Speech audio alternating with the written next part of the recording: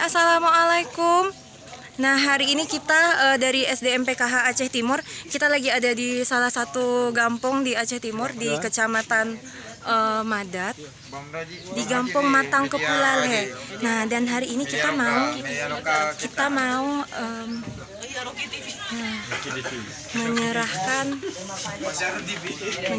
bantuan kursi roda untuk bapak ini.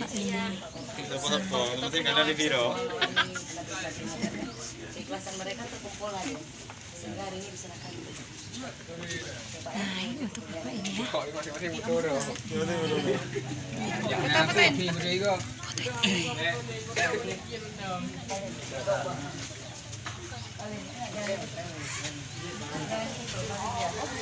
Nah, ini dia ya.